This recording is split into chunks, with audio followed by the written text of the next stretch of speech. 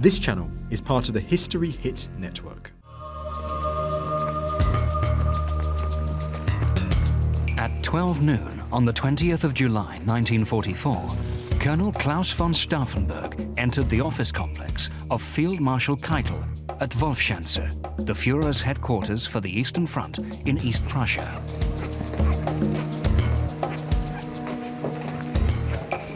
He was scheduled to report to Hitler on the readiness of the Home Army.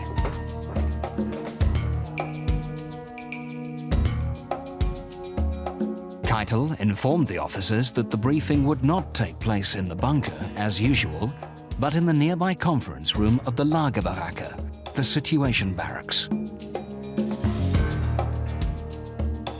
Keitel beckoned the officers to follow him, but Stauffenberg stopped and asked if he could change his shirt. Keitel's aide, John von Freyend, took him to a nearby room.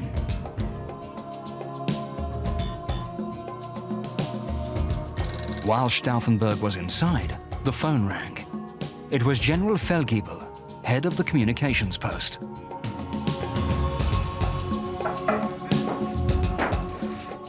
Stauffenberg said he'd call back as soon as possible.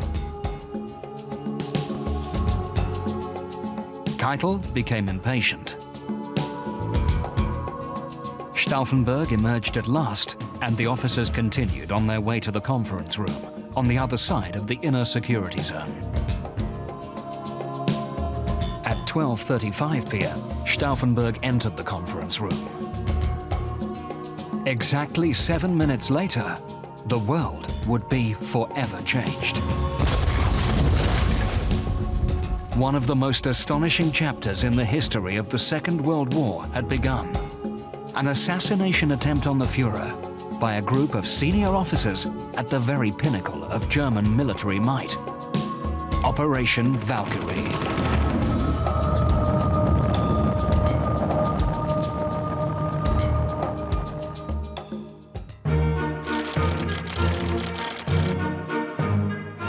The Valkyrie plan was an official German plan for dealing with some sort of massive internal disturbance within Germany, whether it might be an uprising of foreign labourers or a particularly concentrated air raid which sort of disrupts local services and everything else. It turns out that in 1944 there were 7.5 million foreign workers in Germany. And the Germans had this worry that there could be a civil disturbance. Unter dem Motto Valkyrie war geplant, ein Aufstand, falls ein Aufstand der Fremdarbeiter käme. Fremdarbeiter in allen Betrieben, Landwirtschaft, Industrie, gab es sehr viele ausländische Arbeiter. Wenn die einen Aufstand planten, sollte der mit dem, unter dem Stichwort Valkyrie niedergeschlagen werden. In jedem Korps waren Vorbereitungen getroffen für diesen Zweck. The reserve army troops, with officers at the Bendlerstrasse in Berlin, were the men designated to execute Operation Valkyrie. The circles of the resistance in the Bendlerstrasse in Berlin were the ones that were in control of that plan. So it seemed very logical for them to turn that operational plan to their own devices. Also in Berlin was a young officer serving on the general staff of the German High Command, Claus Schenk, Count von Stauffenberg.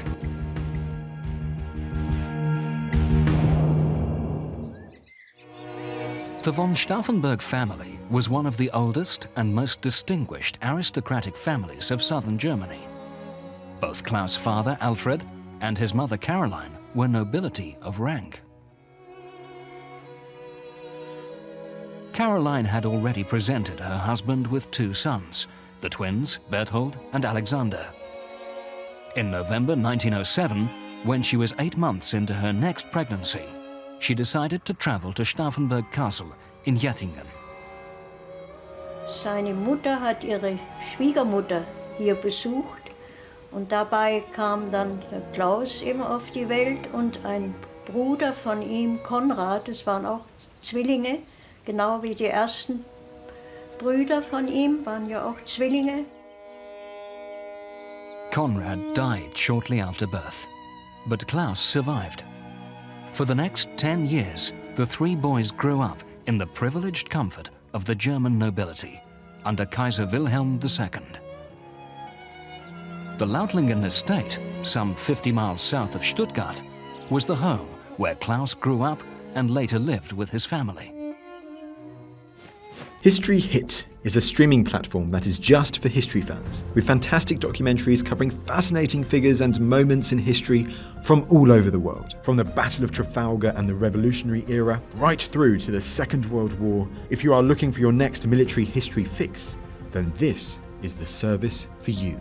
We're committed to bringing history fans award-winning documentaries and podcasts that you cannot find anywhere else. Sign up now for a free trial, and War Stories fans get 50% off their first 3 months. Just be sure to use the code WARSTORIES at checkout. In 1914, Germany had declared war on both France and Russia. Caroline took tea to the soldiers passing through the local train station, and in the summer urged her sons to help the local women, now deprived of their menfolk, with the harvest.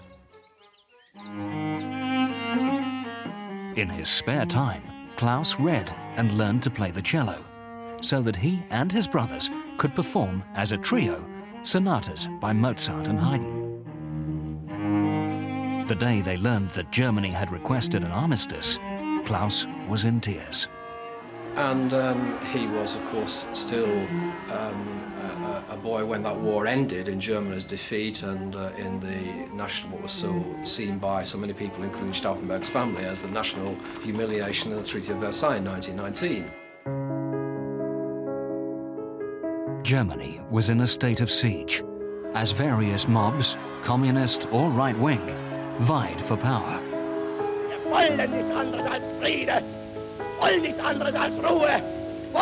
This turmoil prepared the way for the rise of the dictatorship of Adolf Hitler. The political upheaval of those years made a powerful impression on Claus. He resolved to become an officer, for he believed that the officer corps had always served as a powerful, stabilizing force in German life. In 1926, he joined the family's traditional regiment, the 17th Cavalry Regiment in Bamberg. Claus had grown to be a tall and strikingly handsome young man with a shock of dark hair, prominent cheekbones, a firm jaw and dreamy eyes. Ein sehr, sehr beeindruckender Mensch. Er hat eine ganz große Ausstrahlung gehabt. Er war irgendwie sehr, sehr herzlich, sehr auf jemanden zugehen. A very devout Catholic, he always attended Mass on Sunday. Irgendwo war eine Zeit lang in Bamberg stationiert, beim Reiterregiment 17, wo er auch eingetreten ist. Und da lag ganz nah von Bamberg lag der Besitz meines Großvaters und war dann, ich war dann auch immer wieder eingeladen zu dem Winterball in Bamberg beim Regiment. One day, he met a pretty young 16-year-old called Nina. She was at a local girls' boarding school. In 1930, after he had been promoted to second lieutenant, Claus proposed to Nina, even though he was only 23. On the 26th of September 1933, 8 months after Hitler became Chancellor, Nina and Claus were married at St. James Church in Bamberg. He was in uniform and wore his steel helmet to the ceremony. To wed is to be on duty, he explained to Nina. In 1936, Claus took the entrance exams to Berlin's prestigious War Academy. Berthold von Stauffenberg had also moved to Berlin with his new wife Mika, while his cousin, Count Caesar von Hofacker, lived in Berlin on the Kaiser Wilhelmstrasse. My father was a direct cousin of Count Claus Stauffenberg. My grandmother and the mother of Claus Stauffenberg were sisters. So there was a very close relationship, and I think that had definitely something to do that my father ended up in the resistance. His military career progressed rapidly. In 1937, he became a cavalry captain, and in 1938, he was assigned as a general staff officer to the 1st Light Division, later known as the 6th Panzer Division. That same year, the SA and SS launched the so-called Kristallnacht, when shops and homes of Jews were smashed, and many synagogues were burned to the ground. Da war ich 8 damals. In dem Zusammenhang haben sie ja auch jüdische Wohnungen gestürmt, haben die Sachen rausgeschmissen auf die Straße, haben sie verbrannt, haben geplündert. Stauffenberg had supported the idea of restricting Jewish influence in the arts and public life, but he strongly condemned this action. His gradual disillusionment with the Nazi regime had irrevocably begun.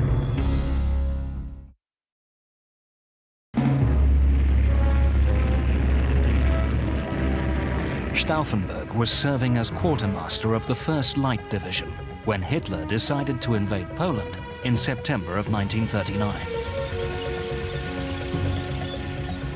He said in response to one attempt to motivate him to help overthrow Hitler in November 1939, "I'm not ready yet." What does that mean? He was a captain at the time. He was a captain in the general staff. How many opportunities to oppose a dictator and a commander-in-chief are open to a captain? Stauffenberg's entire ethos was that the army was there to uphold and defend Germany, and therefore he was a very loyal member of the army that went into Poland in 1939. Germany was now in a war. This was the regime that was leading Germany, and he, I think, believed to some extent this war had been in a way forced upon Germany, that it wasn't solely down to Hitler's crazy foreign policy. By that time, Hitler was already plotting the invasion of the Low Countries and France.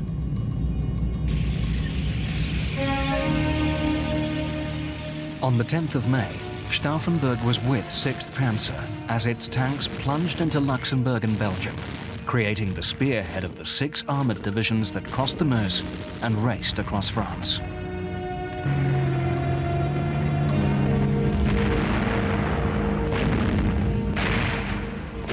French resistance crumbled more quickly than division headquarters in the rear could keep track of.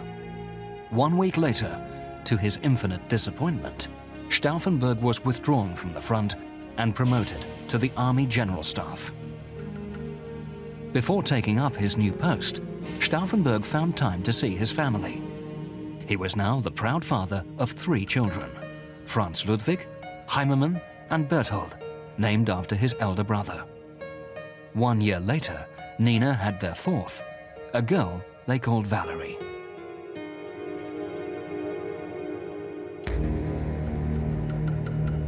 From his perch at the Army General Staff, Stauffenberg witnessed the invasion of the Soviet Union. But it was not until later, in 1941, that news of the systematic killing of Jews and Gypsies by SS troops reached the higher levels of the Wehrmacht.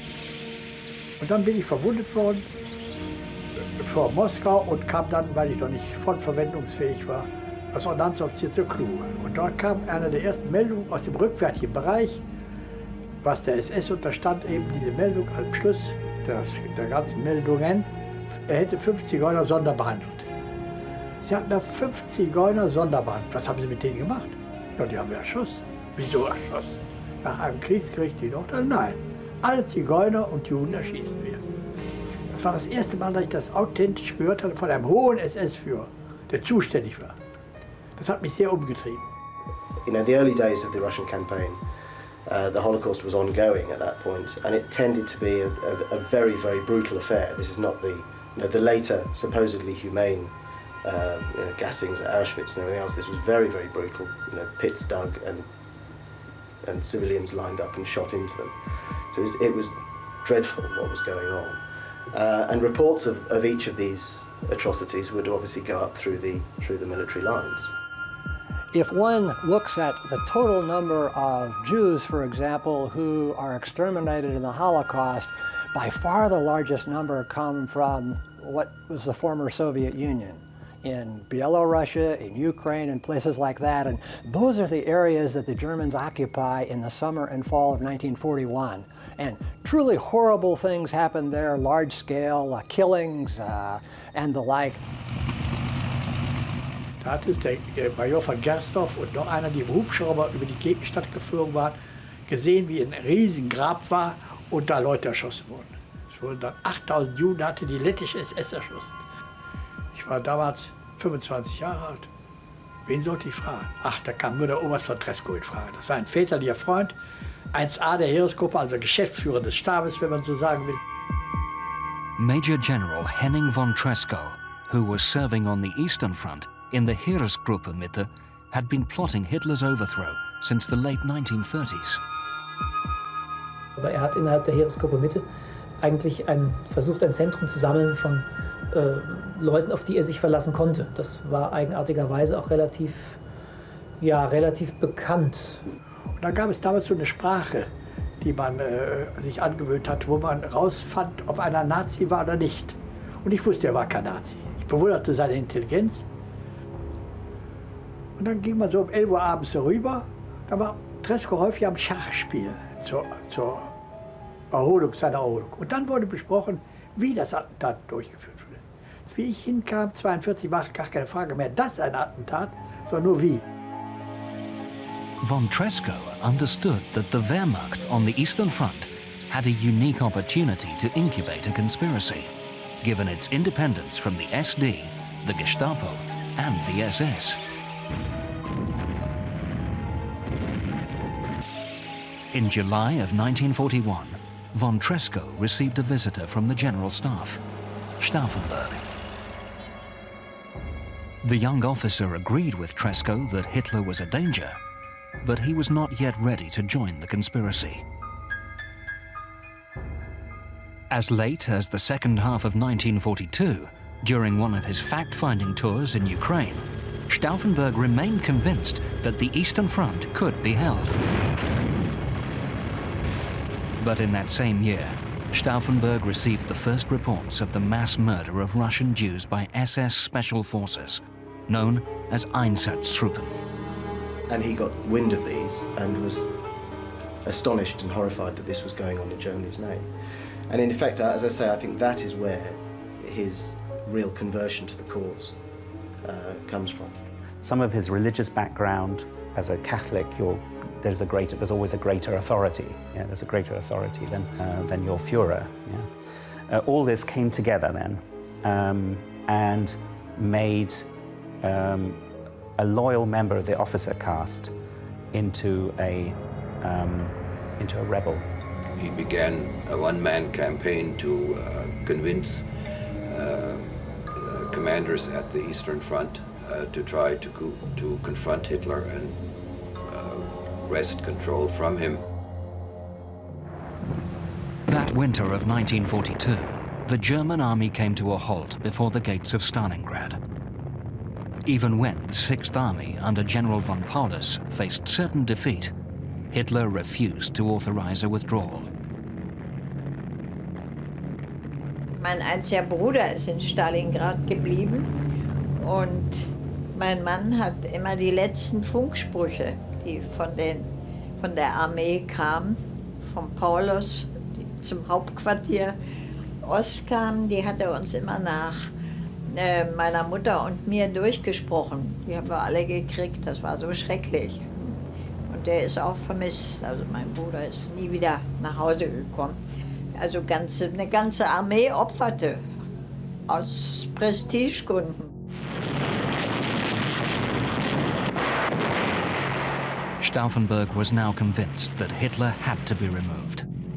He was so vocal in his criticism that his fellow officers became concerned. It was decided to post him far away to the 10th Panzer Division in Tunisia. In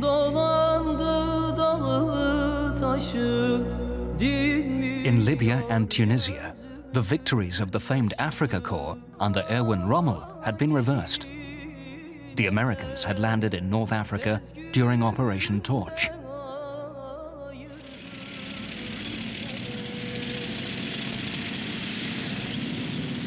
Rommel launched a daring panzer attack against the still inexperienced American troops, driving them all the way to the Kasserine Pass.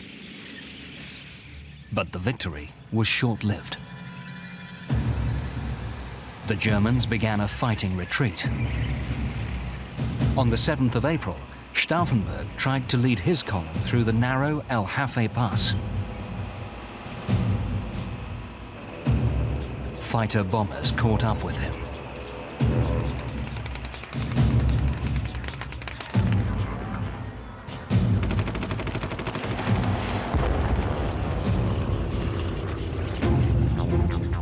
Stauffenberg was badly injured.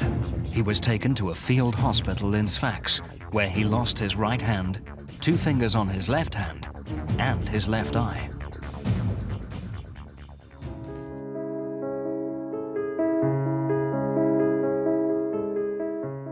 His recovery was slow but steady. On the 5th of July, he arrived back in Lautlingen for a month-long convalescence. Here, he was reunited with his children, Heimermann, Franz Ludwig, and little Valerie, as well as his niece Elizabeth and nephew Alfred. At around that time, the position of Chief of Staff of the General Army Office in the Bentleystrasse in Berlin became vacant. General Albrecht, well aware of Stauffenberg's commitment to remove Hitler, quickly arranged for Stauffenberg to be offered the post. Stauffenberg immediately agreed. In the August of 1943, Stauffenberg arranged to meet with Henning von Tresckow to discuss the implementation of the Valkyrie plan. They began to draft an outline of the new government that was to take charge immediately after the coup d'etat. General Ludwig Beck would become head of state. Longtime resistor Karl Friedrich Goerdler would become Germany's new chancellor. Von Tresckow would take control of all German security services, including Himmler's Gestapo and SD. General Höppner would become head of the Ministry of War. Either Albrecht or Stauffenberg himself would serve as state secretary. The only minister in Hitler's government which the plotters intended to retain, if he agreed, was the Minister of Armaments, Albert Speer. Under his leadership, armaments production had actually increased despite the devastating British and American bombing campaigns. I interviewed Albert Speer, and indeed he knew that he had been penciled in to become Minister of War in the new government had Hitler been assassinated, and all of that had been carried off successfully. Stauffenberg increasingly became the core of the Valkyrie plan. But one major problem remained. Neither von Tresckow or other conspirators, such as Merz von Quernheim, had actual access to the Führer. But then, in June of 1944, Stauffenberg was appointed as Chief of Staff to none other than General Fromm, head of the Home Army. Hitler frequently wanted to be appraised of its combat readiness, so Stauffenberg suddenly found himself in a position where he himself would see Hitler on a regular basis. Of all the conspirators, he was now best placed to become the assassin.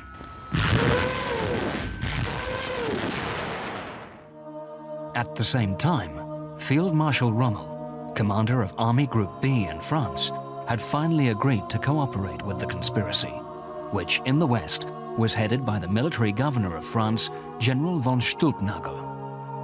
The success of Valkyrie depended heavily on Stülpnagel and his deputy, none other than Stauffenberg's cousin, Cäsar von Hoffacker. Stülpnagel was his immediate boss, and I think my father and Stülpnagel were very good friends at the end. Another key figure in the conspiracy was General von Hasse, city commander of Berlin. Hatte unterstand ihm ja der Valkyrie-Befehl und hatte Truppen, und mit diesen Truppen sollte zum Beispiel Goebbels festnehmen. Diesen Befehl durchzuführen, hatte den Oberst Rehmer der ihm unterstand, beauftragt, Goebbels festzunehmen. Where the plot began to fall down was that Stauffenberg couldn't be in two places at once. He was instrumental in organising the operation of Valkyrie in Berlin, so he needed to be there. He was a tremendously powerful, dynamic man, so he could, pick up the phone and talk to all corners of Germany at once and convince everybody to act in the way that they should do. But at the same time, he realised that summer that he actually had to be the assassin as well, so he also had to be 300 miles to the east, planting the bomb in the map room in Rastenburg. Since Stauffenberg had to remain alive and return to Berlin to orchestrate the coup, he had to use a timer in the form of a fuse. Und wir haben diese Versuche gemacht, dänischen, französischen, belgischen, alle Sprengstoffe, die es in Europa praktisch gab. Und die habe ich ausprobiert und habe dann nach einer Weile gemeldet, ohne jeden Drang und ohne jeden Druck, der englische wäre der beste und die Zünder auch, weil die Zünder leise waren, die konnte man nicht hören. Die anderen zischten. Und habe auch gemerkt, man müsste 2 Bomben gebrauchen mit 2 Zündern, also je einen Zünder, weil immer wieder eine Versager wäre. Aber mit 2 Bomben wäre man sicher. Stauffenberg's co-conspirator, Helmut Stief, secured the necessary bombs and fuses from Lieutenant von Boeselager. Hast du auch noch Englischen? Ja. Ja, dann pack den Handkoffer voll und bring den dem Stief. Da wusste ich, was los war. Da habe ich meinen Handkoffer genommen, so einen Wäschekoffer, wie man damals hatte, so einen Lederkoffer. Habe den vollgepackt mit englischen Bömmchen, das waren so Plastikdinger, viereckig. Mit den entsprechenden Zünder, habe den vollgepackt und bin also dann zum Stief geflogen.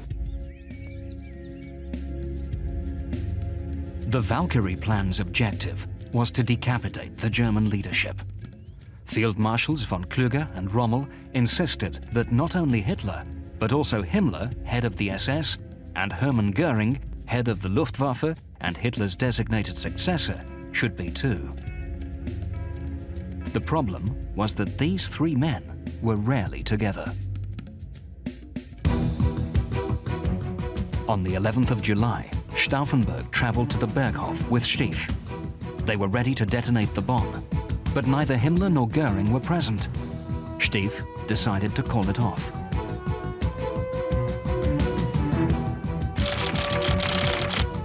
Three days later, Hitler moved his headquarters from the Berghof to Wolfschanze.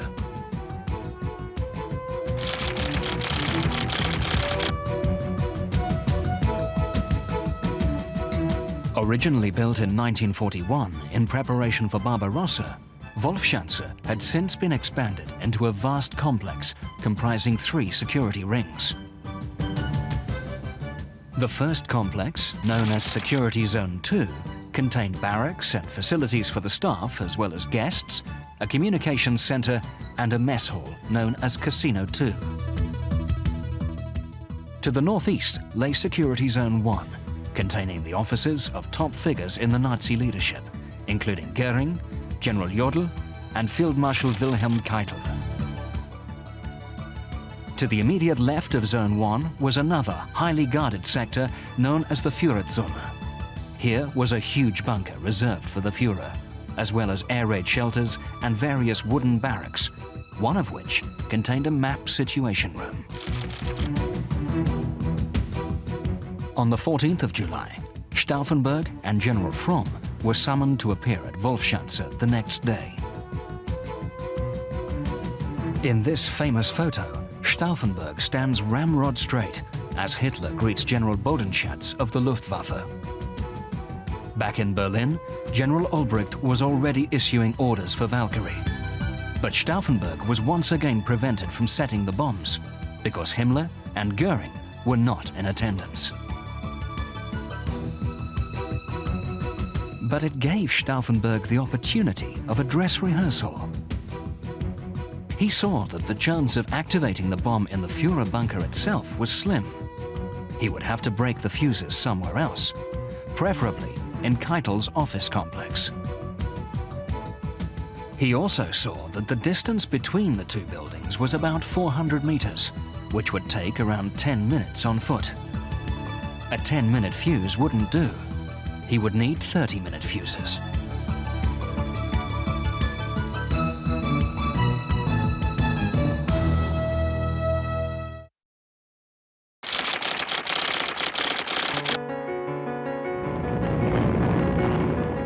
On the morning of the 20th of July 1944, a Heinkel 111 carrying Stauffenberg and von Heften arrived at Rastenburg, the small airport serving Wolfschanze.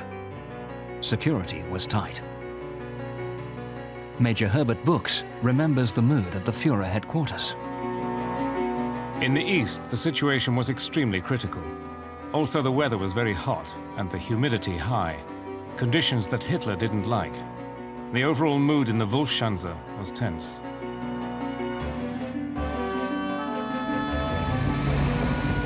I didn't know that my husband was going to try the assassination himself. He did tell me that in case the attempt should fail, I shouldn't try to be loyal to him. The most important thing was, he said, that one of us should survive to look after the children.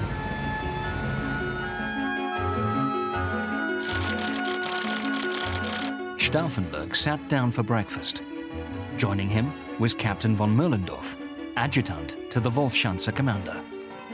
Shortly after 11 o'clock, accompanied by von Heften, Stauffenberg proceeded to the office of Wilhelm Keitel in preparation for the presentation to the Führer.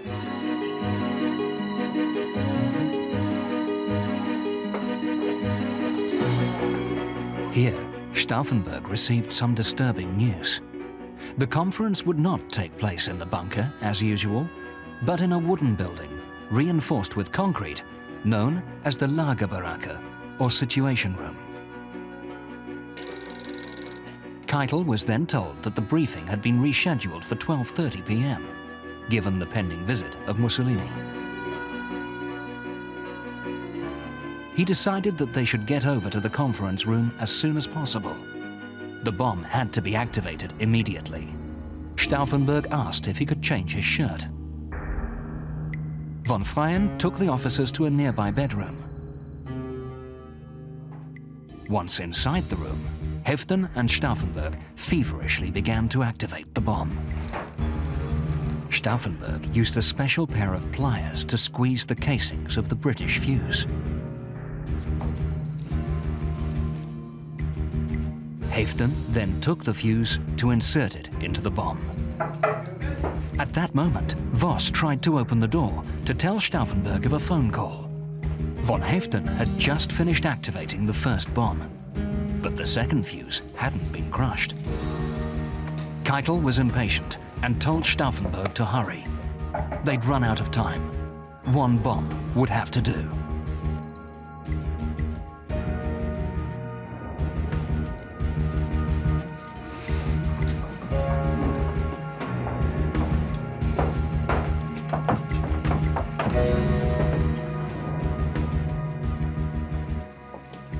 Von Freyen offered to carry Stauffenberg's briefcase. Stauffenberg refused. "I want to sit as close to the Führer as possible," he said. "My hearing is very bad."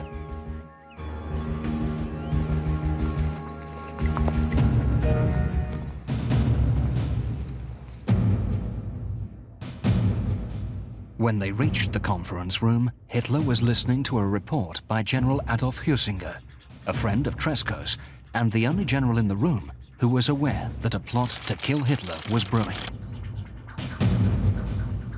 To Hüsinger's right were Colonel Heinz Brandt, Colonel Rudolf Schmund, a senior adjutant, Colonel Heinrich Borgmann of the Wehrmacht, and a stenographer, Berger, as well as other officers. To Hitler's left were General Alfred Jodl, chief of the operations staff, and his deputy, General Wallemont. Neither Goering nor Himmler were present, but Stauffenberg knew he must proceed. Von Freyen stepped forward and asked Oberst von Brandt to move aside so that Stauffenberg could be closer to Hitler.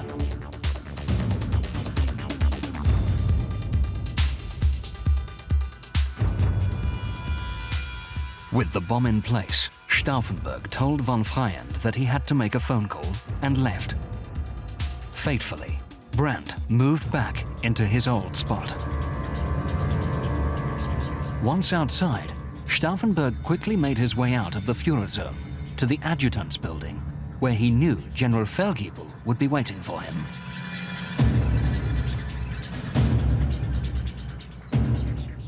Back in the conference room, Huizinga's presentation continued.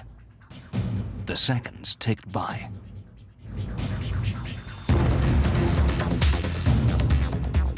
Glass and wood splinters shot through the air. The large table on which all the situation maps were spread collapsed. After a few seconds of silence, I heard a voice saying, "Where is the Führer?"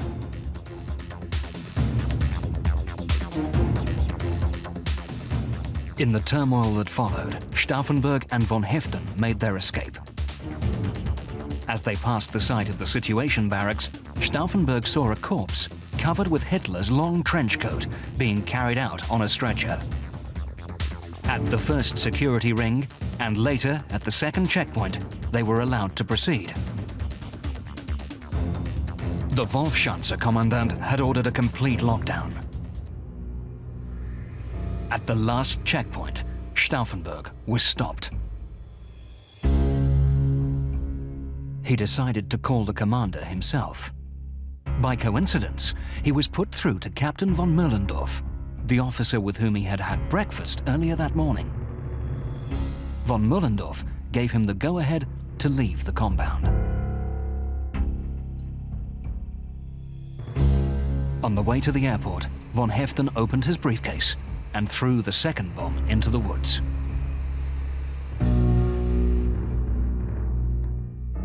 Their Heinkel took off at 1:15 p.m. Back in Wolfschanze, Feldgiebel noticed that something was very wrong. A rumor was going around that Hitler was very much alive and only slightly injured. Although a communications blackout was in effect, the news reached Bentleystrasse that the plot may have failed. General Albrecht decided to wait with launching Valkyrie until Stauffenberg could report in person. When Stauffenberg landed in Berlin, he found that nothing had been done.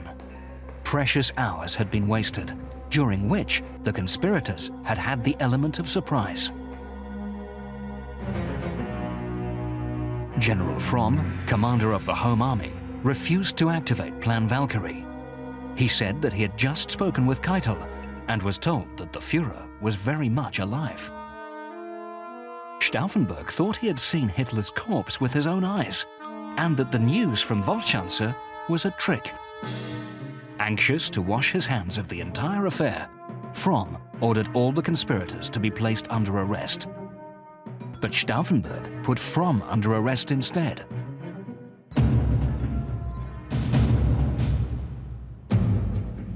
Together with Albrecht and Merz von Quernheim, Stauffenberg frantically began to issue the telex orders to the various army units, urging them to move to their assigned locations.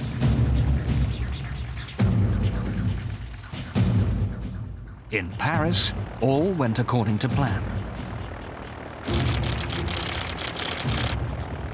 My father went ahead and arrested all the major people of the SS and the Gestapo in Paris. And then they had the problem to solve because General Field Marshal Kluge, who was the head of the military in France, he had known about the resistance, but he had not definitely decided. And then there's that famous word, Kluge, that's very often cited, gentlemen, as long as that pig lives, I cannot. And you know that Kluge committed suicide just 4 weeks after that. So my father and Stülpnagel went back to Paris, and they had to open the prison doors. The clatter of typewriters in the Bendlerstrasse came to a halt when Radio Berlin issued a communiqué. There had been an attempt on the Führer's life, but Hitler was alive and would speak on the radio shortly.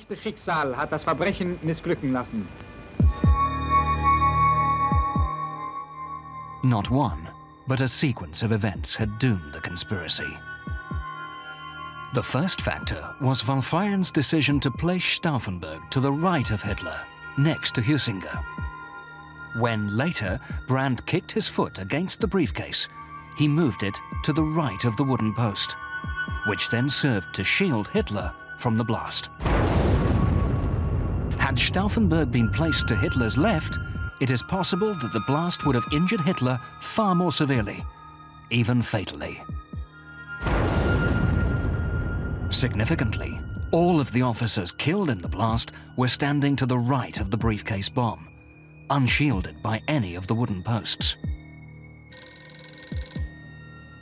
The second setback was the phone call from Feldgiebel, compounded by Keitel's impatience, which prevented the activation of the second bomb. If Stauffenberg had been able to place both bombs in the conference room, the likelihood is that Hitler would have been killed. But the most important factor was the decision to move the meeting from the bunker to the wooden conference room. Had the bomb exploded within the concrete confines of the bunker, the blast would have been contained, and everyone in the room would have been killed.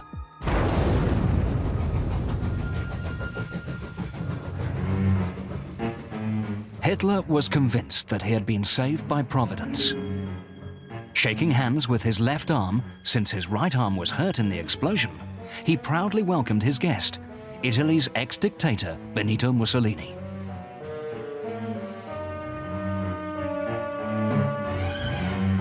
As Hitler showed Mussolini the ruins of the barracks, he said, "You see, there's nothing left of it, and yet I got out without a scratch." In truth, he had injured his shoulder, so he put his right hand between the buttons of his tunic, like Napoleon. Until then, everyone was convinced that it must have been one of the laborers working on the barracks, but the sudden disappearance of Stauffenberg put things in an entirely different light. By that evening, Hitler knew that a clique of army officers had been responsible.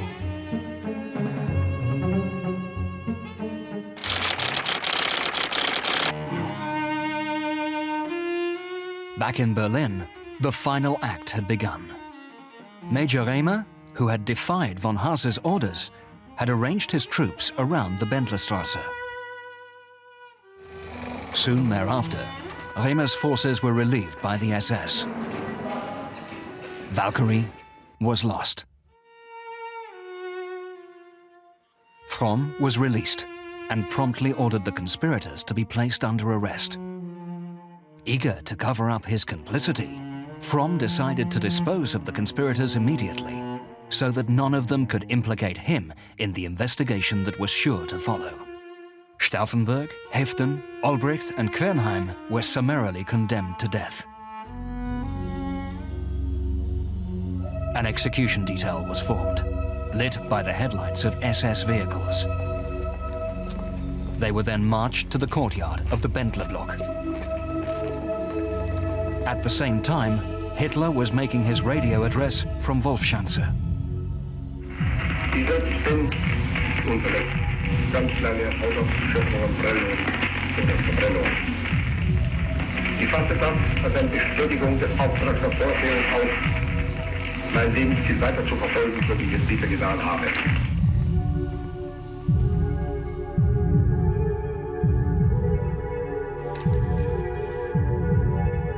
Long live our sacred Germany!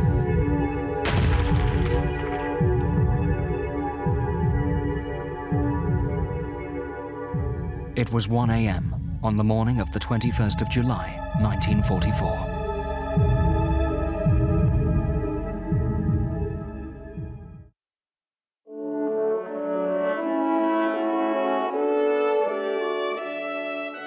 Fate had perhaps been merciful to Claus von Stauffenberg. Many other senior officers were not so lucky. The attempt convinced Hitler that the Wehrmacht leadership could not be trusted. He launched a purge of the officer corps and used the shock of the attack to also round up all the surviving members of the old opposition in the Reichstag. Those officers who had been injured or killed by the bomb were hailed as heroes. Hitler went in person to the Rastenburg hospital to pay his respects to them.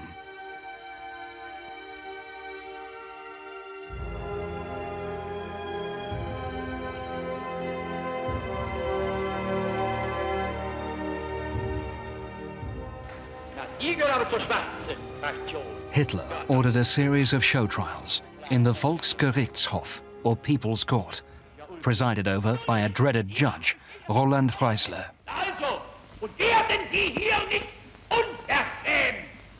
Mit Ihnen werden wir fertig!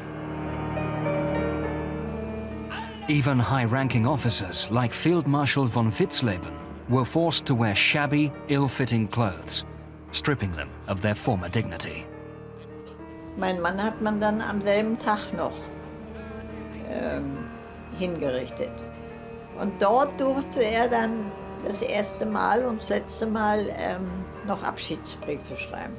Und hat das auch getan. Er hat einen zweiten geschrieben, weil er sagte, es sind noch 5 Minuten Zeit. Und ich weiß nicht, ob mein erster Brief ankommt, deswegen schreibe ich den nochmal.